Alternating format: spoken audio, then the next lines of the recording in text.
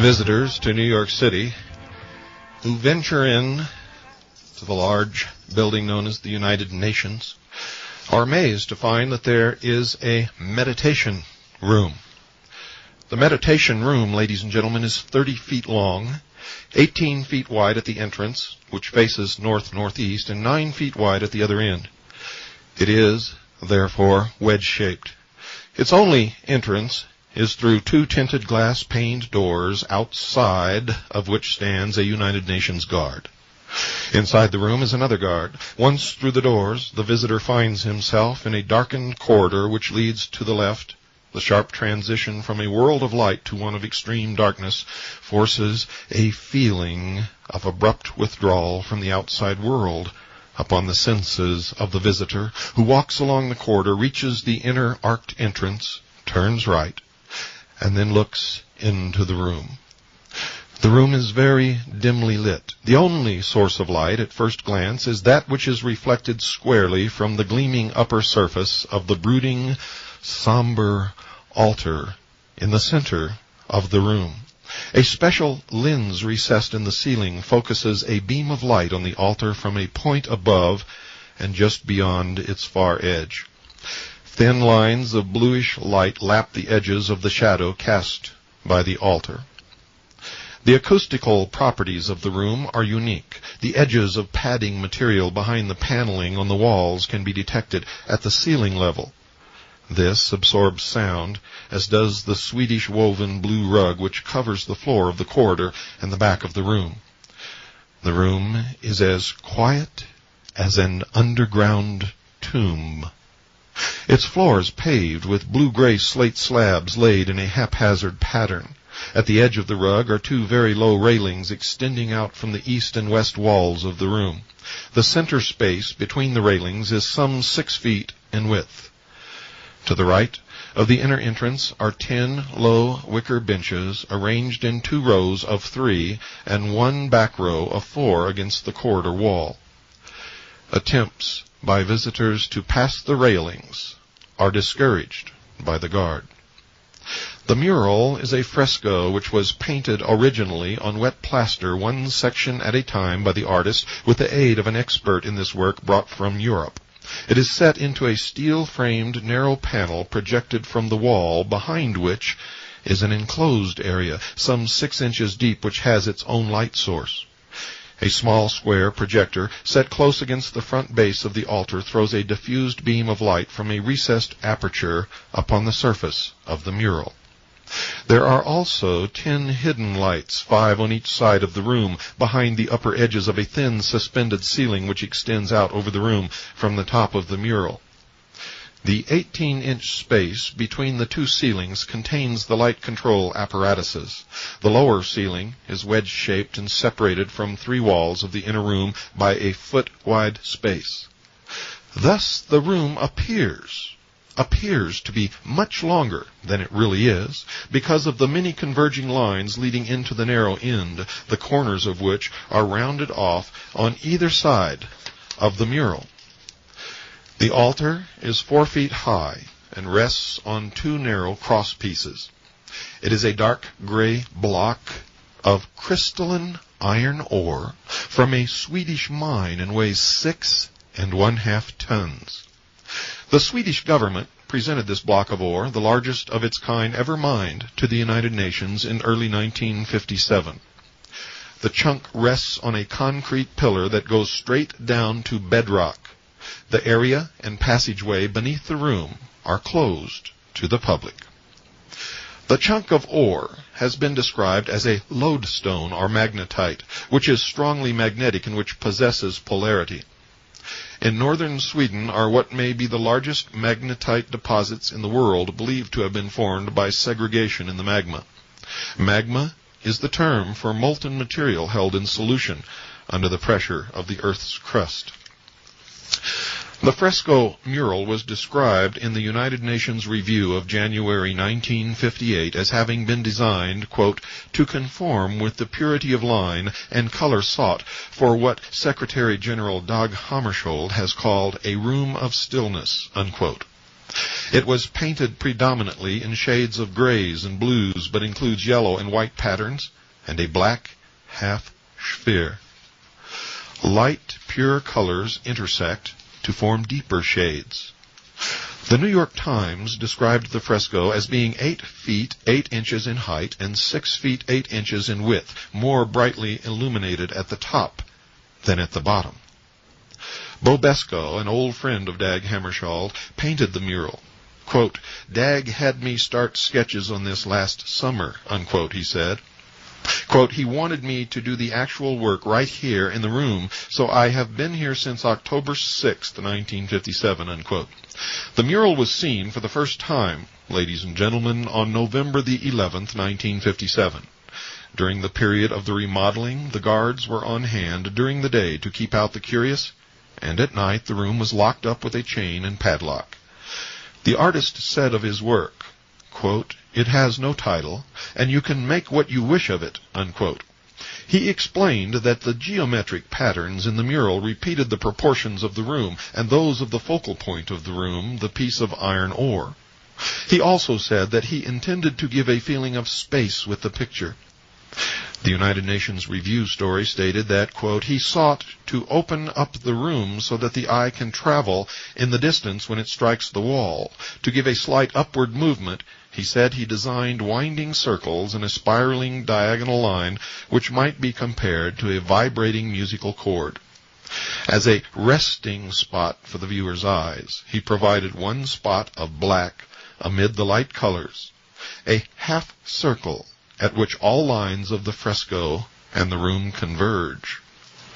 In the New Yorker story cited earlier, Beskow was quoted as saying, quote, 'My fresco contained no intentional symbols, though I've heard people say that the black and pale blue circle in the upper middle section of the panel stands for the cosmos. All that I seriously sought to do was to open up the wall in order to let the eye travel farther, and to open up the mind, provoking meditation, but not directing it,' unquote.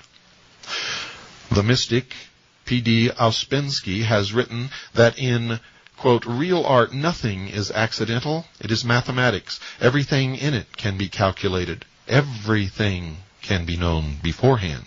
The artist knows and understands what he wants to convey, and his work cannot produce one impression on one man and another impression on another, presuming, of course, they are people on one level. At the same time, the same work of art will produce different impressions on people of different levels, and people from lower levels will never receive from it what people of higher levels receive. This is real objective art. An objective work of art affects the emotional, and not only the intellectual side of man," unquote. Mr. Beskow's picture is described as non-objective, yet its composition admittedly reflects the dimensions of the room and the chunk of iron ore. This, ladies and gentlemen, involves mathematics. He said of his mural, quote, "You can make what you wish of it," unquote, yet he admittedly sought to create a specific subjective effect in the mind of the spectator. Consequently, Mr. Beskow's remarks create confusion rather than understanding. The leaflet made available to those who visit the meditation room was written under the direction of Dag Hammarskjöld himself. Its description of the room is deliberately couched in abstruse language. It contains terms which have meaning to the esoterically inclined, but not to the uninitiated, or those called the profane. These terms will be explained, and have, in fact, been explained during the Mystery Babylon segments of the Hour of the Time. But for those who may be just beginning to listen to this program, esoteric means that which is hidden and is kept only for the initiated, those who have studied the mysteries. The profane, ladies and gentlemen, is you. I leave myself out because during the process of studying the mysteries, I, with great irony, have become illumined. And if you continue to listen to the Hour of the Time, so shall you. The leaflet reads, quote, "We all have within us a center of stillness surrounded by silence. People of many faiths will meet here, and for that reason none of the symbols to which we are accustomed in our meditation could be used. However, there are simple things which speak to us all with the same language. We have sought for such things, and we believe that we have found them in the shaft of light striking the shimmering surface of solid rock. So in the middle of the room, we see a symbol of how daily the light of the skies gives life to the earth on which we stand, a symbol to many of us of how the light of the Spirit gives life to matter. But the stone in the middle of the room has more to tell us. We may see it as an altar, empty, not because there is no God, not because it is an altar to an unknown God, but because it is dedicated to the God whom man worships under many names and in many forms. The stone in the middle of the room reminds us also of the firm and permanent in a world of movement and change. The block of iron ore has the weight and solidity of the everlasting. It is a reminder of that cornerstone of endurance and faith on which all human endeavor must be based. The material of the stone leads our thoughts to the necessity for choice between destruction and peace. Of iron, man has forged his swords. Of iron he has also made his plowshares. The shaft of light strikes the stone in a room of utter simplicity.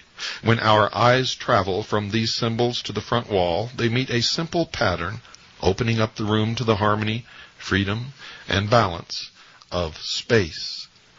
There is an ancient Chinese saying that the sense of a vessel is not in its shell, but in the void. So it is with this room. It is for those who come here to fill the void with what they find in their center of stillness." Unquote. The World Goodwill Bulletin is published by Lucis Press Limited, owned by Lucis Trust, at 88 Edgware Road, Marble Ark, London, W2, England. The New York branch, the Lucis Publishing Company, 11 West 42nd Street, 32nd floor, issues materials on its arcane school, 3-member triangles, and World Service Fund, and publishes the Beacon magazine. This company, ladies and gentlemen, was originally established as the Lucifer Publishing Company, but changed its name on November the 11th, 1924, to the less startling one it bears today. A third branch of the Lucis Trust is located at 1 Rue de Verembe 3E, Geneva, Switzerland. Alice A. Bailey, the now deceased high priestess of the occult arcane school, established and headed the trust and its self-identified Society of Illumined Minds. This powerful group has intimate connections with the United Nations. The World Goodwill Bulletin issued a special edition on the United Nations in July 1957, which contained an article entitled, quote, "Lodestone," unquote. We quote from its description of the meditation room. Quote, "The visitor will be totally unprepared for what he will see as he steps in the door for a moment of quiet. Because of the converging walls and the dim light, he will experience a peculiar spatial disorientation, and dimension and perspective will seem difficult to establish. In the center of the room, he will see illuminated by a single point of light from the ceiling, a rectangular mass. The ore piece is many millions of years old. One feels as though one is in a repository for some natural talisman of significant and noble importance, rather than in a chapel in the ordinary sense. Those who are wedded to seeking communion in traditional settings may be somewhat ill at ease here. This is a sudden break with prior experience. One is thrown violently upon his own resources. The room and the concept do not seem indicative of the supplications or the dualistic concept of the mystic in which illumination is sought as a boon granted by deity. Rather, seemingly inherent in the decoration of the room, in the pinpoint of light playing on the ore, is the concept of a personal concentration of forces, creating a focus that illumines the field of attention.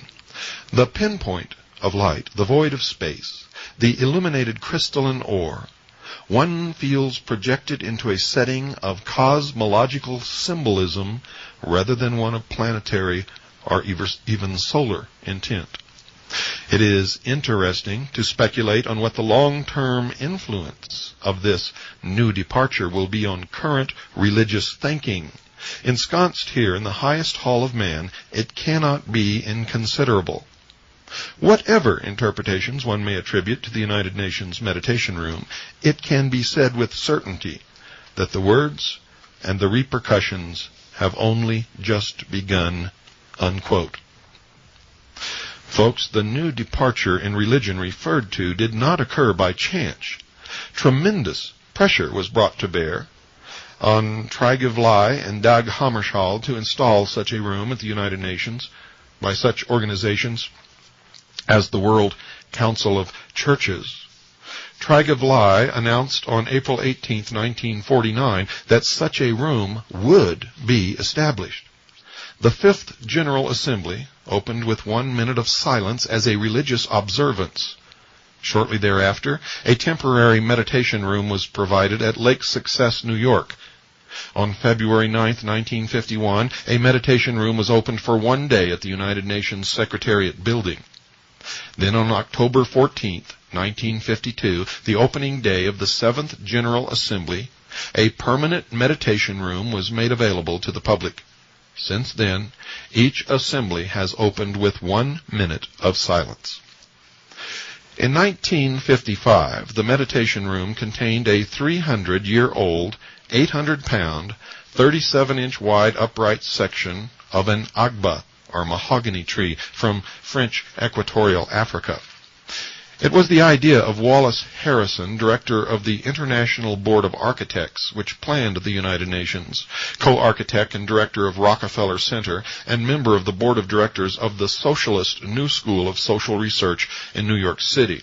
See Who's Who in America for 1959 for reference.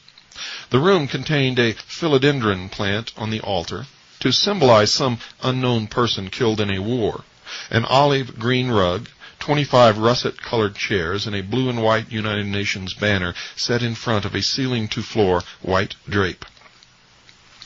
On February 16, 1953, a group known as the Friends of the Meditation Room, numbering 1,500 members, presented through its officers a set of guest books to the United Nations, wherein visitors to the room could inscribe their names, addresses, and religious affiliations. Since then, many, many millions have been estimated by the United Nations to have entered the room. Of these visitors, millions have signed these books, each containing 7,000 names. What purpose, ladies and gentlemen, is served by the accumulation of these thousands of names of individuals with their religious affiliations who visit the room and who by the act of signing their names indicate that they do not object to the existence of this pagan temple? The Friends are a product of the non-sectarian layman's movement for a Christian world, Incorporated, the international headquarters of which is located at Wainwright House, Milton Point, Rye, New York.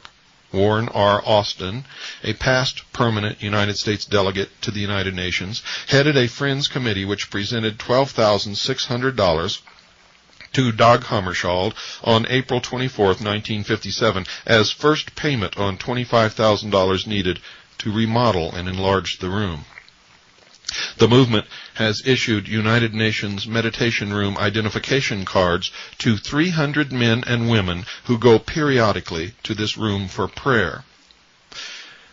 It once issued prayer cards to visitors containing prayers from the, quote, world's great living religions, unquote, namely Hinduism, Buddhism, Judaism, Islamism, Sikhism, Christianity, and St. Francis of Assisi. I was not aware that St. Francis of Assisi was one of the world's great religions. Were you? The Friends held vigils of prayer in the room in 1953 and 1954. Back in 1946, the movement had sent Dr. Frank Laubach, Union Theological Seminary graduate and author of, quote, Letters of a Modern Mystic, unquote, to the Paris Peace Conference to lobby for the establishment of the meditation room. Speakers for the movement's meetings have included Norman Cousins, Ralph Bunche, and Frank P. Graham of the United Nations, and William Ernest Hocking and Curtly F. Mather of Harvard, all of whom have Communist Front records. See the May, June, and July-August 1959 and July-August 1962 issues of the Layman's Movement Review. The movement has included among its members Dwight David Eisenhower. The most important friend of the movement from its inception, however, has been John D. Rockefeller, Jr., a Methodist missionary, Wayman C. Huckabee, secured and received grants from John D. Rockefeller, Jr.'s Davison Fund and from his New York City Riverside Church funds for 5 consecutive years, 1937 through 1941, for a health center in Hiroshima, Japan. Huckabee then became the secretary of the movement in New York in 1941 and secured 2 grants a year for the organization from the Davison Fund until it was liquidated. It is not coincidence, ladies and gentlemen, that the funds John D. Rockefeller Jr.'s Davidson Fund and from his New York City Riverside Church funds for the years 1937 to 1941 were for the health center in Hiroshima, Japan, a city which we ultimately dropped an atomic weapon. Rockefeller, ladies and gentlemen, continued his yearly grants without fail from his own personal funds. During the 22 years Huckabee remained with the movement, $1 million was raised for its work. When the movement first sought to secure Wainwright House for its headquarters in 1951, John D. Rockefeller, Jr. gave $5,000 of the $25,000 needed. Since 1951, 10,000 individuals have signed the guest book of Wainwright House. 5,000 have attended its public meetings. Its members have been addressed by the President of the National Council of Churches. Its conference rooms have been used by the Episcopal, Presbyterian, Methodist, Baptist, Congregationalist, and Quaker churches. When the Friends of the Meditation Room agreed to raise $15,000 to pay for the redecoration of the room, John D. Rockefeller, Jr. gave $5,000 of the amount sought. Dag Hammarskjöld personally raised another $10,000 from the Marshall Field family for the cost of the fresco in the room. The United Steelworkers, AFL-CIO, gave $500. The movement was formed, ladies and gentlemen, in 1940. The man who started it was Dr. Arthur Compton, the scientist who first brought the identified communist and accused agent espionage Professor J. Robert Oppenheimer into the Atomic Energy Project in 1942. Wainwright House has its own meditation room on its second floor. The room contains the Agba wood altar first used in the UN meditation room and the cherry wood chairs and drapes from that room presented to the Friends by the United Nations in 1957. The house also contains a large library centered around the Thomas Sugrue Memorial Library, a $1,600 collection of books on religion and occultism, where one may read up on spiritualism, Zen, Taoism, yoga, Judaism, etc. Every book in the library has a bookplate therein designed by the artist Fritz Eichenberg. His bookplate depicts the ancient cross in the shape of a T surrounded by a serpent symbolizing wisdom and healing and forming the letter S. The T and S, Thomas Sugrue's initials, are crowned by the lotus. Vedantic representation of all being. In the background lies the city of Jerusalem, over which shine 2 stars, the star of the east of Christianity and 6-pointed star of Judaism.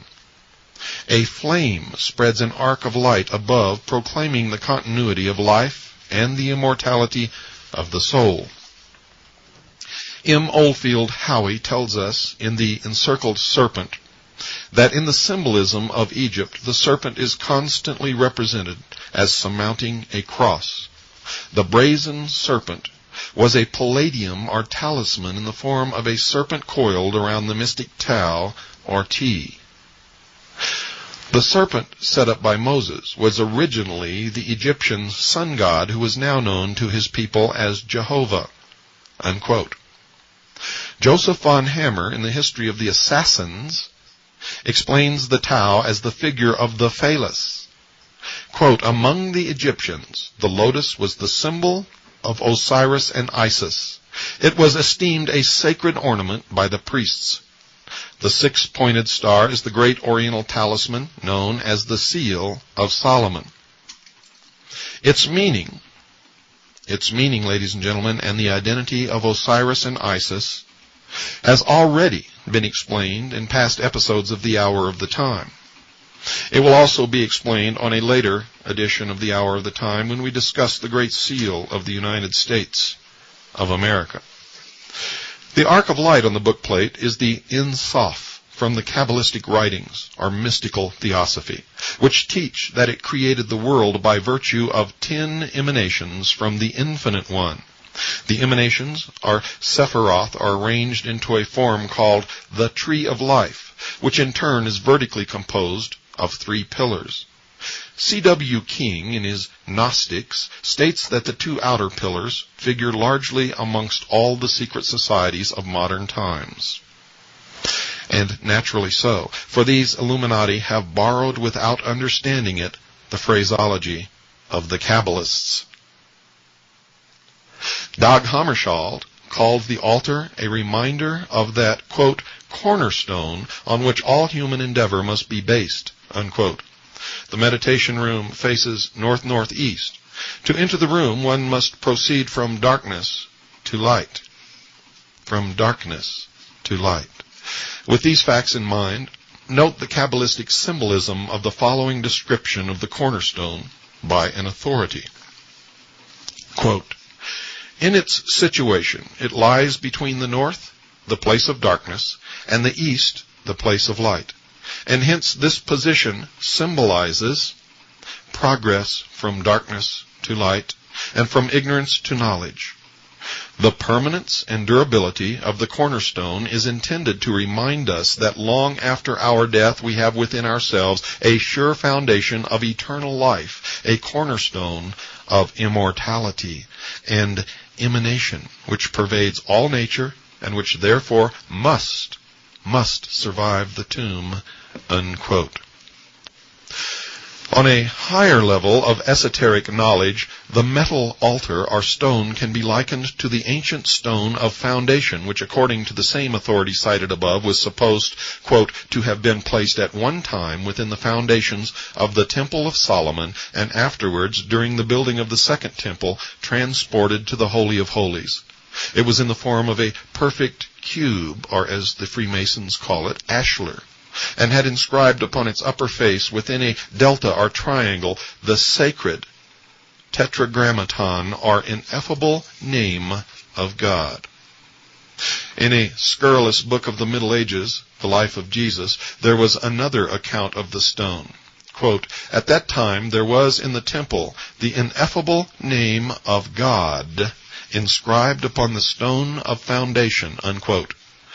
This scandalous book proceeded to state that our Savior, quote, cunningly obtained a knowledge of the tetragrammaton from the stone of foundation, and by its mystical influence was enabled to perform his miracles. There was a very general prevalence among the earliest nations of antiquity of the worship of stones as the representative of deity, and in England the Queen sits upon a throne under which is a stone. This happens in almost every ancient temple, and in every ancient temple there was a legend of a sacred or mystical stone.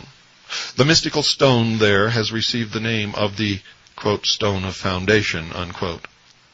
And the scribes who had come down from Jerusalem said, quote, he has Beelzebub, and by the prince of devils he casts out devils, unquote.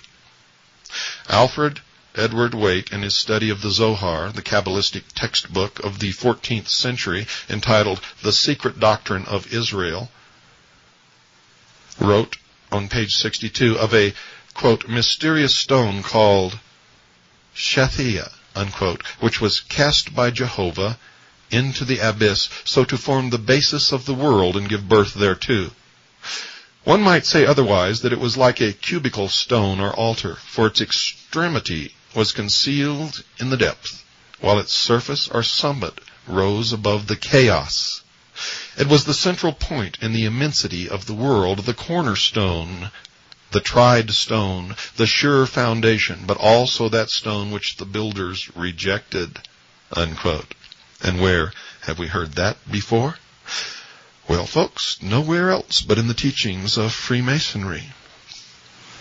But what really, in the Christian meaning, is the cornerstone? Isaiah said, quote, "Therefore thus saith the Lord God, Behold, I will lay a stone in the foundations of Sion, a tried stone, a cornerstone, a precious stone, founded in the foundation. He that believeth, let him not hasten," unquote. The cornerstone is Jesus Christ, quote, "the stone which the builders rejected," unquote. One need go no further than the inner entrance of the meditation room to see concrete evidence of the godlessness of the United Nations. That word sticks in my throat, godlessness. The stone, the metal altar, in its stark setting in that room, is in itself a symbol of idolatry. Quote, "Stone worship was perhaps the earliest form of fetishism." Eusebius cites Porphyry as saying that the ancients represented the deity by a black stone because his nature is obscure and inscrutable. The reader here will be reminded of the black stone, Hajar el-Aswad, placed in the southwest corner of the Kaaba at Mecca, which is worshipped by the ancient Arabians. The Druids, it is well known, had no other images of their gods but cubical or sometimes columnar stones. To use the language of Dudley, the pillar or stone was adapted as a symbol of strength and firmness, a symbol also of the divine power, and by a ready inference a symbol or idol of the deity himself. The god Hermes, or Mercury, was represented without hands or feet, being a cubical stone, because the cubical figure betokened his solidity and stability, unquote. Hammarskjöld, in the speech quoted earlier, said, quote, "In this case, we wanted this massive altar to give the impression of something more than temporary. We had another idea. We thought we could bless by our thoughts the very material out of which arms are made." The description of the altar as a natural talisman by the World Goodwill Group also is significant. Talisman is a term which means a stone or other object engraven with figures or characters to which is attributed the occult powers of the planetary influences and celestial configurations under which it was made. Altars among the ancients were generally made of turf or stone, usually in a cubical form. Altars were erected long before temples. The shaft of light upon the altar in the meditation room casts a shadow to the north. The use of the north as a symbol of darkness, a portion of the old sun worship, of which we find so many relics in Gnosticism, in Hermetic philosophy, in Freemasonry, in the temples of all of the secret societies which exist in a membership in the shape of a pyramid, with a whole bunch of slathering idiots thirsting after the secrets which they will never know, and a few at the top who really understand that the only secret is how to control those on the bottom. The east was the place of the sun's daily birth, and hence highly revered. The north, the place of his annual death. Finally, it must be emphasized above all that the altar in the meditation room is unsanctified and unhallowed. It has no sacred meaning, can inspire no reverence, and is not inviolable. This altar cannot be used for sacrifice in any other than an unholy sense.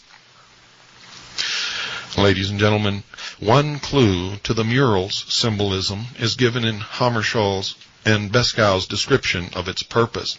It was to open up the wall, to give a feeling of space, of the void, in effect to extend the room further out into another dimension, as it were. The Friends leaflet, A Call to Prayer, states the theme of the mural is, quote, infinity, unquote.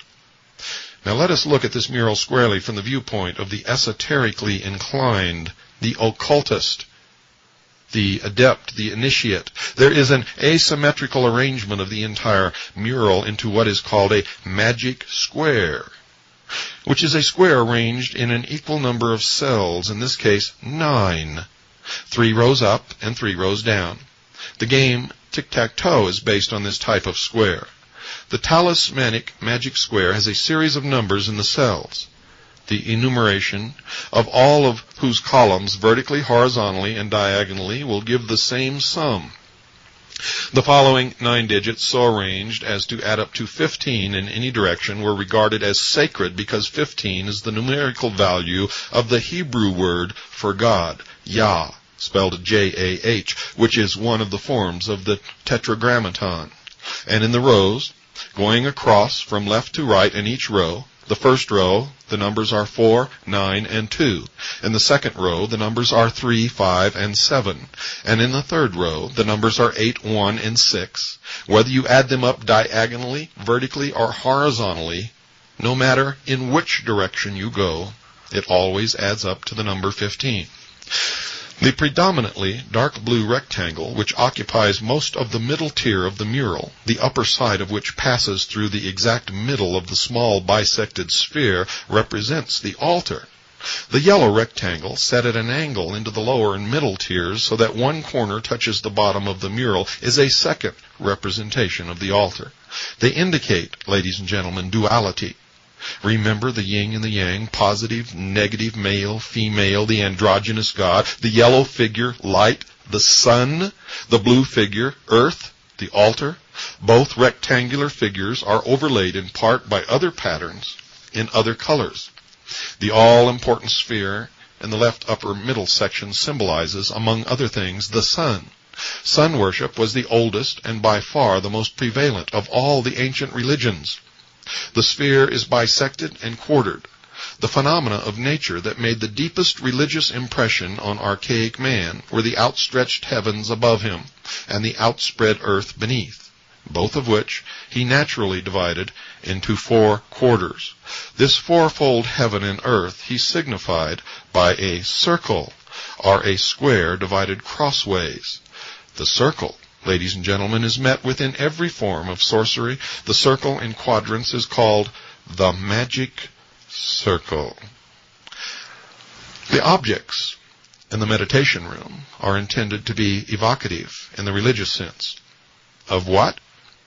Well, the mural and altar are admittedly symbols. By symbolism, the simplest, the commonest objects are transformed or idealized and acquire a new, and so to say, an illimitable value. An expert on these subjects has written, quote, "Under occult dominion art, music and politics all tend to the same end. Confusion, a calculated and inducted confusion. Chaos, for minds that are confused will obey and bow to the hidden masters, and out of chaos comes order." And isn't that the motto of the 33rd degree of Freemasonry? Ordo ab chao.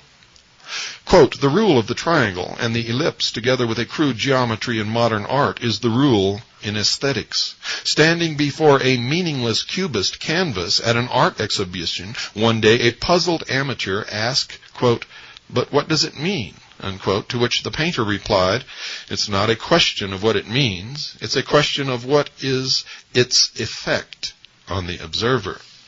Consciously or unconsciously, the artist spoke the truth.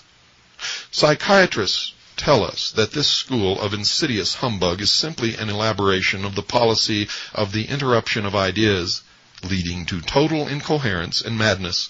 Cubist art is an effort to produce certain psychic effects obtainable by optical illusion. Beauty has nothing to do with it. The Cubist school is not the realm of art at all. It belongs to that of medicine and psychic science. Those who forget that this devastating fad of the interrupted idea can be extended to music, literature, and every other phase of human effort do so at their own peril. For instance, listen closely to the beat of the rap musician. Quote, "A mind that is positive cannot be controlled. For the purpose of occult dominion, minds must therefore be rendered passive and negative in order that control can be conceived. Minds consciously working to a definite end are a power, and power can oppose power for good or for evil. The scheme for world dominion might be doomed by the recognition of this principle alone. But as it is unfortunately unrecognized, it remains unchallenged, unquote, until we decided to purchase a media corporation. And thus now, we have minds consciously working to a definite end, and we are now a power. A very great power. A striking feature of the mural is the white half crescent in its upper right quadrant. The inner curve of the crescent closest to the bisected black, pale blue, and yellow sphere is equidistant at all points from the exact center of the bisected figure. Therefore, ladies and gentlemen, if the curve of the crescent is continued full circle, the figure which results is a hidden point within a circle, the symbol which was adopted by the astronomers as their sign of the sun, and of course you know that the crescent is the sign of the moon, Isis and Osiris. In the ancient mysteries, the point in the circle denoted the principle of fecundity and has been carried down through the ages as a sign of various secret societies, including the Illuminati of Adam Weishaupt in 1776, and you will find the dot in a circle in the temples of Freemasonry. It is the symbol of the phallus. We always come back to the generative force. The female principle is also emphasized in the crescent moon, or lunette figure of Isis. There are 72 geometrical figures and shadings in the mural, the 2 crescent shapes and the 4 long triangles, white, yellow, blue, and black, which are located in the 2 upper tiers of the mural, are each counted as one figure. The number 72 denoted from the earliest days the divine name of 72 words.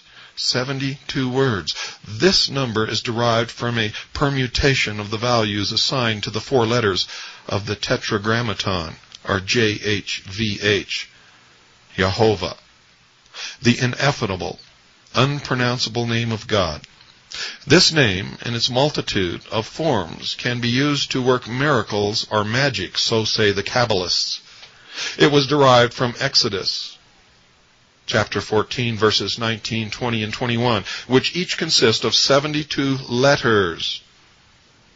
Now, if these 3 verses be written at length, one above another, the first from right to left, the second from left to right, and the third from right to left, or as the Greeks would say, boustrophedon, they will give 72 columns of 3 letters each. Then each column will be a word of 3 letters, and as there are 72 columns, there will be 72 words of 3 letters, each of which will be the 72 names of the deity alluded to in the text. And these are called the Shem Ham Pharesh. 72 is also the number of the quinaries, or sets of 5 degrees in the 360 degrees of the zodiac. The number of triangles in the mural are difficult to count. There are 22 isosceles, equilateral, scalene, right-angled triangles. There are also 22 numbered letters in the ancient Hebrew alphabet with values of 1 to 400. The triangle is an ancient emblem of the deity. It is also a sign of the female element. However, if the apex of the triangle is pointed down, it becomes the male element. Thus, inverted, it may also represent Lucifer, particularly if it is black in color. The sphere figure, or the spiral figure, intertwined with the mural-length diagonal line, symbolizes the caducus of Hermes, or Mercury, which mythologically is represented as 2 serpents twined around the winged wand of Mercury. 9 arcs are formed by the intersections of the spiral line with the diagonal. The 9th Hebrew letter, Teth, with the value of 9, has the signification of serpent. The number of the beast of Revelation is 666, which Kabbalistically is 9, the number of generation. The twin serpents of the caducus are negative and positive, representing polarity, and twine around the spinal column. They are the kundalini, or sex force. In the encircled serpent, the chapter on the caducus contains references, on page 72, to the ancient use of the symbol without wings as seen in the mural. The caducus is also the symbol of peace, the propaganda term associated with the United Nations. The serpents are male and female, the sun god and the moon god, and are symbols of generation, or the phallus. Buddha was symbolized by the serpent, and in mythology is identical with Mercury. The center sphere and the outer circles around it form the all-seeing eye. This bisected sphere overlays an isosceles triangle bounded on one side by the diagonal line. According to Manly Palmer Hall in his occult treatise on the secret destiny of America, the all-seeing eye is that of the great architect of the universe, whenever it appears as a symbol of God. His explanation is that which is generally accepted. It is, however, erroneous. A full commentary on the meaning of this all-important symbol has already been dealt with in previous episodes of the Hour of the Time. The mural, if viewed from the top or the roof overhead of the meditation room, is the truncated top of a pyramid. Behind the mural is a smaller pyramid, which is that which contains the eye, the all-seeing eye of Lucifer. Good night, and God bless each and every single one of you.